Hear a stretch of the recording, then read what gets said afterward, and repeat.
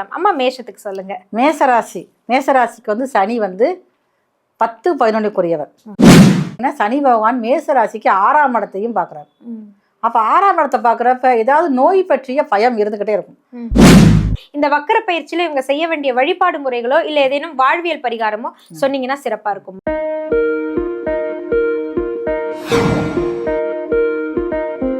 இந்த பதிவை பார்த்துட்டு மறக்காம லைக் அண்ட் ஷேர் பண்ணி சப்ஸ்கிரைப் பண்ணுங்க. ஆர்த்தி விலாக் நேயர்கள் அனைவருக்கும் அன்பார்ந்த வணக்கம்.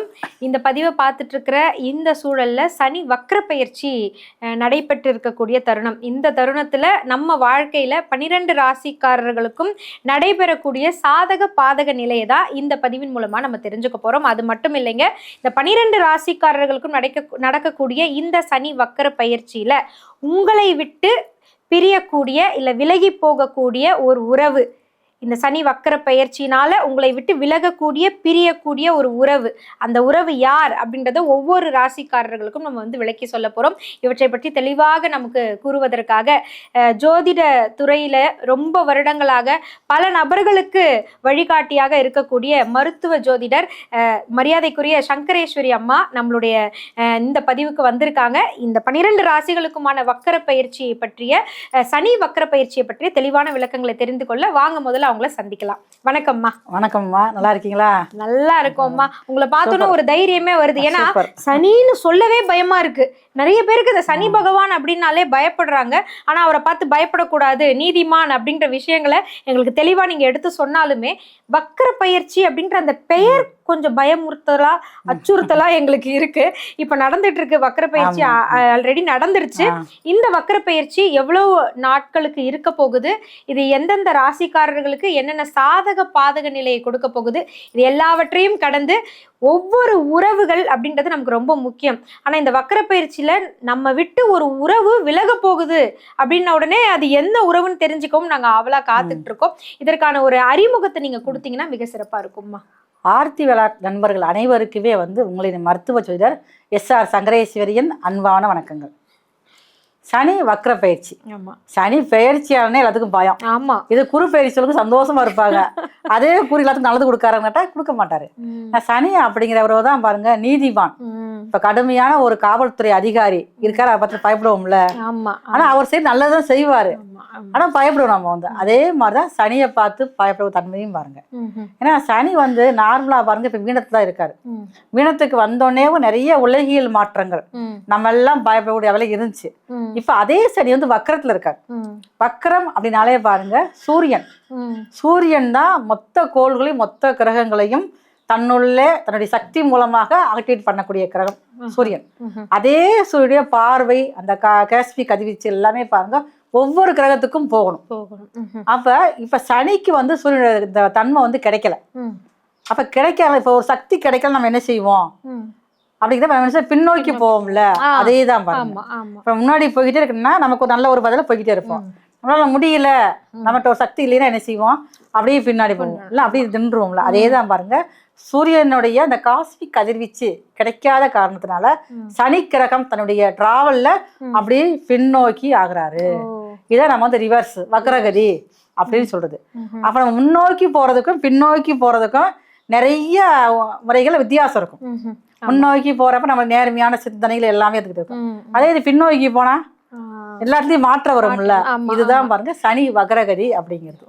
இவர் என்ன செய்வார் அப்படின்னா, ஒருவருடைய ஜாதகத்துல ஒரு கிரகம், பொதுவாக எல்லா கிரகமே வந்து ஏதாவது ஒண்ணு வக்ரமாக இருந்ததுன்னா ராகு தவிர்த்து, ராகு இயற்கையான குணமே வந்து வக்ரம் தான், அதை தவிர்த்து மற்ற கிரகங்கள் வக்ரமாக இருக்குது அப்படின்னா இந்த சனி வக்ர காலத்துல ஒரு நன்மையை கொடுப்பார். செய்யக்கூடிய நன்மையில அதிகமா கொடுப்பார். அதே ஸ்தானத்துல அந்த சனி வந்து ஒரு கெடுதலை கொடுக்கக்கூடிய தன்மையில இருந்தார் அப்படின்னா அதிகமான கெடுதலையும் கொடுப்பார். அதுதான் சனிக்கு பொதுவான பரிகாரம். அவரை பத்தி பயப்படவே வேண்டாம் அப்படின்னா அவங்க வீட்டுல வந்து அழுக்கு துணியை முதல்ல சேரக்கூடாது. இது பொதுவா எல்லா ராசிக்காரருக்குமே வந்து. அதே நேரத்தில் ஒவ்வொருத்தருக்கும் ஒரு பழக்கம் இருக்கும். ஒரு சட்டை வந்து போட்டா 4 நாளைக்கு போட்டுக்குறாங்க. நான் கழட்டிக்கிற சட்டை போடுறேன் அப்படி போடக்கூடாது. ஒரு நாள் உடுத்தின ஆடையை மறுநாள் போடக்கூடாது. அவங்க வீட்டுல உள்ள அந்த லெட்டின் டாய்லெட் ரொம்ப சுத்தமா இருக்கும். இதுகெல்லாம் இருந்தாலே வந்து சனியோட பாதிப்பு அப்படிங்கிறது வந்து குறையும். சனி வக்கரத்தை பத்தி பயப்பட வேண்டிய அவசியமே யாருக்குமே கிடையாது. அடடா, இப்ப கொஞ்சம் எல்லாருமே நம்ம ரிலாக்ஸ் ஆயிருப்போம். ஏன்னா வக்கர பயிற்சி அப்படின்றது என்ன அப்படின்றத நம்ம தெரிஞ்சுக்கிட்டோம். இந்த சனி வக்கர பயிற்சி எவ்வளவு நாட்கள் நீடிக்கிறதுமா? சனி வக்கரமானது ஜூலை 27 ஆரம்பிச்சு டிசம்பர் 11 வரைக்கும் இருக்குது. அதுலயும் பாருங்க அக்டோபர் மாசம் 31ஆம் தேதி வரைக்கும் குரு பகவானுடைய பார்வை சனிக்கு கிடைக்குது. கடகத்துல இருந்து குரு பார்த்துக்கிட்டு இருக்காரு. ஆனா அக்டோபர் 31க்கு அப்புறம் பாத்தீங்கன்னா அந்த குரு வந்து அதிசாரத்துல சிம்ம வீட்டுக்கு போயிடாரு. அப்ப சனியோட பார்வை வந்து அங்க கிடைக்கல. அப்ப அந்த அக்டோபர் 31ல இருந்து டிசம்பர் 10 வரைக்கும் இடப்பட்ட காலங்கள் ரொம்ப கவனமாக இருக்கணும். எல்லாருமே பொதுவா கவனமா அவருக்கு உண்டான ஒரு வாழ்வியல் பரிகாரம் எடுத்துக்கங்க. உங்களுக்கு எந்த ஒரு பிரச்சனையும் வராது. ஒவ்வொருத்தரும் சின்ன சின்ன விஷயங்கள் தான் நமக்கு செய்யறதுக்கு மனசு வேணும். நம்ம எதுவுமே செய்ய மாட்டோம். ஆனா நமக்கு எல்லாம் நன்மையில் நடக்கிறன்னா இந்த கிரகத்துடைய வேலைகள் வந்து அப்புறம் யார் செய்யறது? அது சனிதான் நமக்கு வந்து ஜட்ஜ்மெண்ட் கரெக்டா கொடுக்கக்கூடியவர். கண்டிப்பா அது நம்ம இப்ப இல்ல முன் ஜென்மத்துல கொடுக்கக்கூடிய செஞ்ச நன்மை தீமைகளுக்கு ஏற்ப நம்மளுடைய கர்ம வினைகளுக்கு ஏற்றாறு போல அதற்கான விளைவுகளை தான் இப்ப அவர் வந்து கொடுக்கிறாரு. இந்த விளைவின் வீரியத்தன்மையை குறைப்பதற்கு நிச்சயமா நம்ம வந்து நல்ல நல்ல விஷயங்களை, சனி பகவானுக்கு பிடித்த விஷயங்களை நம்ம செய்தோம் அப்படின்னா நிச்சயமா அதுல இருந்து ஒரு விடிவும் கிடைக்கும்னு சொல்லியிருக்காங்க. இருந்தினும் 12 ராசிகளுக்குமே இந்த சனி வக்கர பயிற்சி எப்படி இருக்க போகுதுன்னு ஒவ்வொரு ராசியா நம்ம வந்து பார்க்க போறோம். அது மட்டும் இல்லாம இந்த ஒரு ராசிக்காரர்களை விட்டு பிரியக்கூடிய விலகக்கூடிய அந்த உறவு யார் அப்படின்றதையும் தெரிஞ்சுக்க போறோம். ஒவ்வொரு ராசியா நம்ம விளக்கமா பார்க்கலாம். அதற்கு முன்பு அம்மா கிட்ட, நீங்க சங்கரேஸ்வரி அம்மா கிட்ட நேரடியா கன்சல்டிங் ஆன்லைன் மூலமா எடுக்கணும் அப்படின்னு நினைச்சீங்கன்னா கண்டிப்பா டிஸ்பிளேல வரக்கூடிய எண்ணுக்கு நீங்க கால் பண்ணுங்க.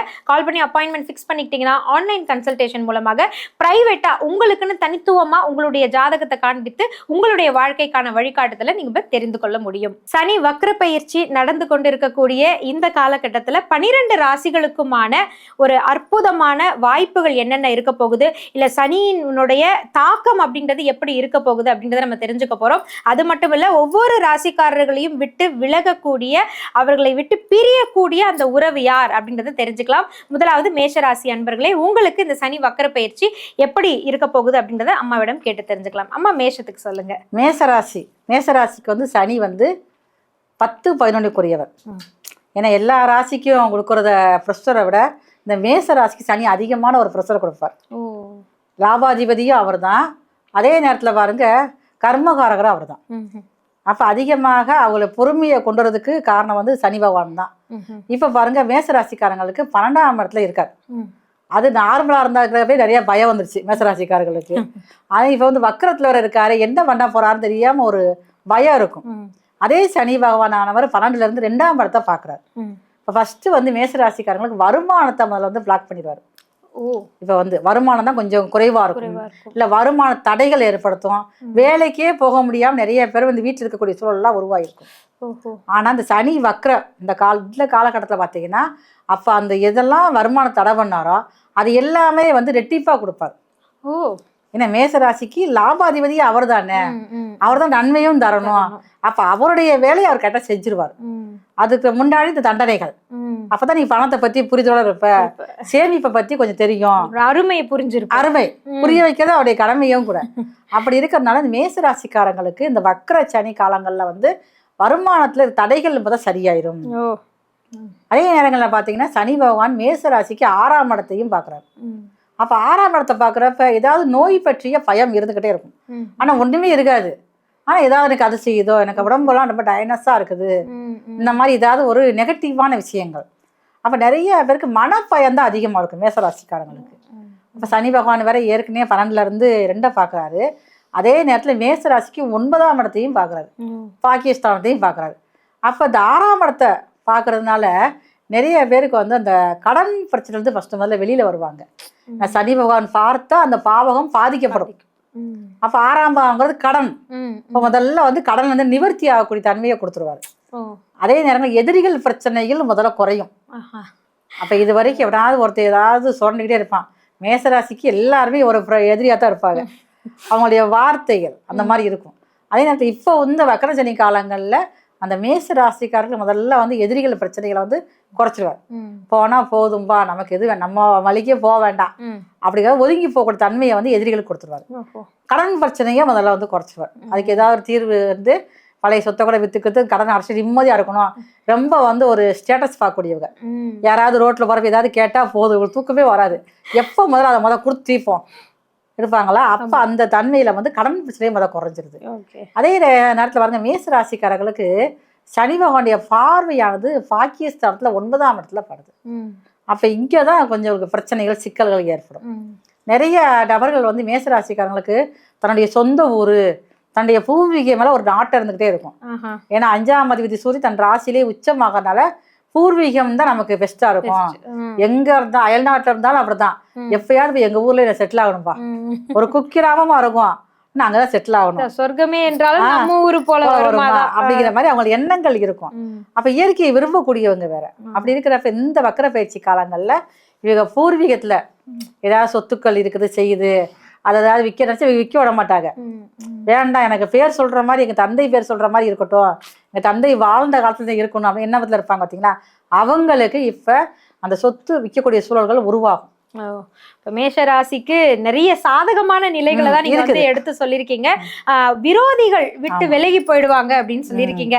இதுவே வந்து அவங்களுக்கு மிகப்பெரிய ஒரு சாதகமாக அமையுதுன்னு நான் நினைக்கிறேன். ஏன்னா இத்தனை நாட்கள் இவங்களால எனக்கு எப்ப பார்த்தாலும் தொல்லைகள் தான், தொந்தரவு தான் நடந்துகிட்டே இருக்கு அப்படின்னு நீங்க நினைச்சிட்டு இருக்கிறவங்க கண்டிப்பா இந்த சனி வக்கர பயிற்சியில உங்களை விட்டு விரோதிகள் அவங்களே விலகி போயிடுவாங்க அப்படின்னு சொல்லியிருக்காங்க. மனம் நிறைந்த வாழ்த்துக்கள். இருப்பினும் இந்த வக்கர பயிற்சியில இவங்க செய்ய வேண்டிய வழிபாடு முறைகளோ இல்ல ஏதேனும் வாழ்வியல் பரிகாரமோ சொன்னீங்கன்னா சிறப்பா இருக்கும். அப்ப இவங்க அந்த வக்கர சனி காலங்கள்ல மேச ராசிக்காரங்க இவங்க என்ன செய்யும் தெரியுமா, கால்நடை வியாபாரிகள் இருப்பாங்கல்ல, சுமை தூக்கிட்டு போவா, கால் நடந்து போய் வியாபாரம் பார்ப்பாங்க, அவங்களுக்கு இவங்க வந்து செருப்பு வாங்கி தரணும். அது கூட சனிக்கிழமை வாங்கி கொடுத்தா ரொம்ப விசேஷமா இருக்கும். இது வந்து ஒரு நாள் ஒரு வாரம் மட்டும் செஞ்சா போதாது. நடந்து வேலை செய்யக்கூடிய வியாபாரிகளுக்கு நடந்து போய் வியாபாரம் பாக்குறாங்க. இப்ப தெருவுல வந்து வியாபாரம் விற்க வராங்க, பாத்திரம் வித்துட்டு வருவாங்க. சில பேர் வந்து தலையில சுமந்துட்டு வந்து அவங்களுக்கு எல்லாம் நம்ம வந்து பாதம் போடுறதுக்கு, ஏன்னா செருப்பு வந்து வெயிலையும் தாங்குது, அதான் தேவையில்லாத கரண்ட் போட்டு இந்த கல்லு உங்களெல்லாம் காப்பாத்துது. அப்படி இவங்க வந்து அவங்களுக்கு ஒரு பாதுகாப்பு கவசமான ஒரு காலணி வாங்கி கொடுத்தாங்கன்னா இவருடைய வாழ்க்கை வந்து பாதுகாப்பாக இந்த வக்கர சனி காலகட்டத்துல இருக்கும். சிறப்புமா, ரொம்ப அற்புதமான ஒரு வாழ்வியல் பரிகாரம் சொல்லியிருக்காங்க.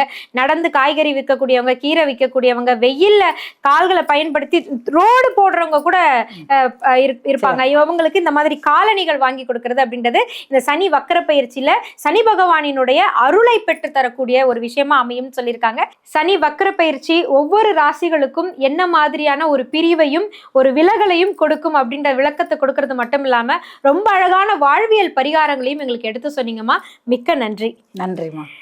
சங்கரேஸ்வரி அம்மா மருத்துவ ஜோதிடர் ரொம்ப அற்புதமா இந்த சனி வக்கர பயிற்சியை பற்றிய விளக்கங்களை நமக்காக கொடுத்திருக்காங்க. நான் மீண்டும் உங்களுக்காக சொல்றேன், அவங்க கிட்ட நீங்க வந்து பிரைவசியா தனித்துவமா உங்களுக்குன்னு கன்சல்டிங் எடுக்கணும் அப்படின்னா ஆன்லைன் கன்சல்டேஷன் தயாரா காத்துட்டு இருக்கு. டிஸ்பிளேல இருக்கக்கூடிய அந்த எண்ணுக்கு நீங்க கால் பண்ணீங்கன்னா உங்களுக்கான வழிகாட்டுதல் நிச்சயமாக கிடைக்கும். இந்த மாதிரி நல்ல நல்ல ஆன்மீக தகவல்களோடு ஜோதிட ரீதியான பரிகாரங்கள் வழிபாட்டு தலங்களோடு மீண்டும் உங்களை ஒவ்வொரு நிகழ்ச்சியிலும் நாங்க சந்திச்சுக்கிட்டே இருப்போம். இந்த பதிவை உங்க அன்பின் மூலமாக லைக் பண்ணி ஷேர் பண்ணி மறக்காம சப்ஸ்கிரைப் பண்ணுங்க. நன்றி, வணக்கம்.